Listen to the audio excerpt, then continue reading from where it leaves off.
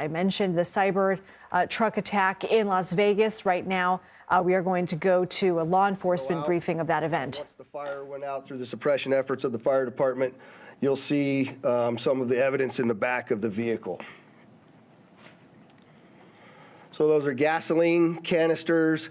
They are camp fuel canisters and large firework mortars.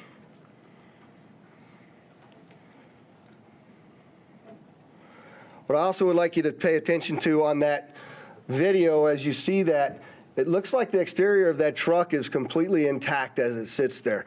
The fact that this was a Cybertruck really limited the damage that occurred inside of the valet, because it had most of the blast go up through the truck and out.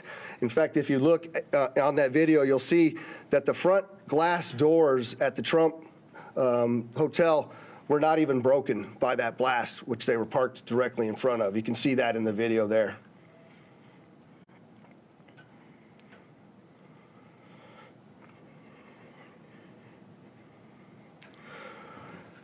What I will update, I'm very well aware that there's a name already been reported out into the media.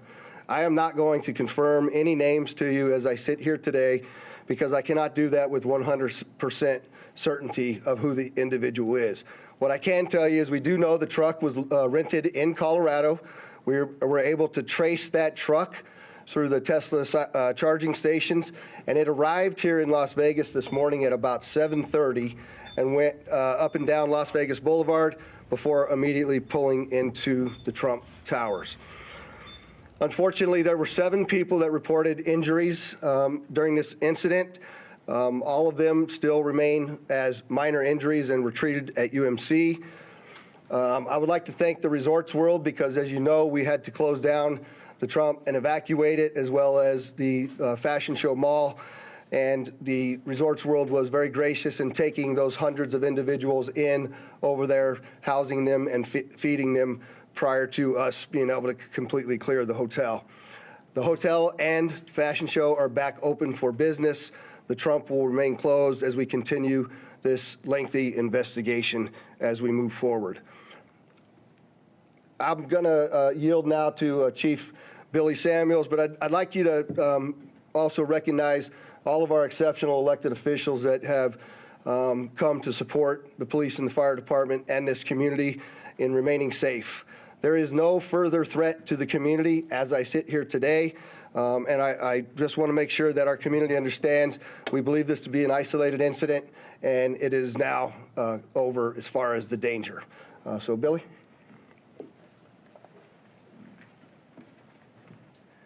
Thank you, Sheriff. I'm going to reiterate some of the stuff that the Sheriff has spoken upon. Engine 12 did arrive within 4 minutes of dispatch, did extinguish the fire with assistance from the sprinkler systems, and along with that electric vehicle blanket that we use on those operations. We did encounter 7 victims, all stable. 2 of them were transported to UMC, who have since been released. They were transported by community ambulance. A total of 13 units from Clark County Fire with 26 personnel, and then 4 units and 17 personnel from Las Vegas Fire and Rescue assisted with this operation. We always do appreciate the support that we get from our hotel partners, as the Sheriff was mentioning with Resorts World. RTC did lend us 10 buses so we can refuge the people that were evacuated from the Trump Tower. Community Ambulance for their transportation for us, Las Vegas Fire and Rescue, and Nevada Division of Emergency Management. And we do appreciate their support, so we can't do that without them. And like the Sheriff said, last night was a huge success, but we are prepared for whatever comes our way. So thank you for that. And I will turn this over to Special Agent in Charge, Jeremy Schwartz. Good afternoon. My name is Jeremy Schwartz. I'm currently the Acting Special Agent in Charge for the FBI here in Las Vegas. The FBI is currently conducting an investigation on a vehicle explosion, as the Sheriff had just shown you a little bit ago. That's being conducted through our JTTF, which is a Joint Terrorism Task Force. I want to make sure everybody understands that the task force is comprised of law enforcement officials from the entire valley here. We're not doing anything alone, and we wouldn't do anything alone without our partners making sure that we're all in lockstep. We've learned from mistakes in the past, and we're not going to do that again. We have a great relationship with our law enforcement partners, and we're going to continue to do so. As of right now, our number one goal is to ensure that we have the proper identification of the subject involved in this incident, Following that, our second objective is to determine whether this was an act of terrorism or not. I know everybody's interested in that word and trying to see if we can say, hey, this is a terrorist attack. That is our goal, and that's what we're trying to do. We have a ton of resources dedicated to this right now, and again, we're doing it with our partners. We're doing it together, jointly, and we'll continue to do so until we figure out exactly what's going on. I think most importantly, as the sheriff already mentioned, we believe this is an isolated incident. We do not believe that there's a bunch of folks out there supporting this or helping this, and we don't believe that there's any other danger to the community right now. But again, over the next few hours and days, we will continue to do our best to research that as much as we can and get to the bottom of this, and we won't stop until we're 100% certain as to what happened and why. Thank you. So I just want to clarify again so that I don't get these questions. We do know who rented the truck. We are looking at that individual, but I am not prepared to release the name of any of the individuals that we are looking at least until next of kin is notified and we have a 100% identification. So with that, I'll take any questions you might have. I can't see. Hi, Dana. Do you think it's a coincidence that there were these kinds of incidents on the same day, basically, in two tourism capitals? Do I think it's a coincidence? I don't know, but what I can tell you is we're absolutely investigating any connectivity to what happened in New Orleans, as well as other attacks that have been occurring around the world. We're not ruling anything out yet, Dana. Is there any possibility that this had a link to ISIS?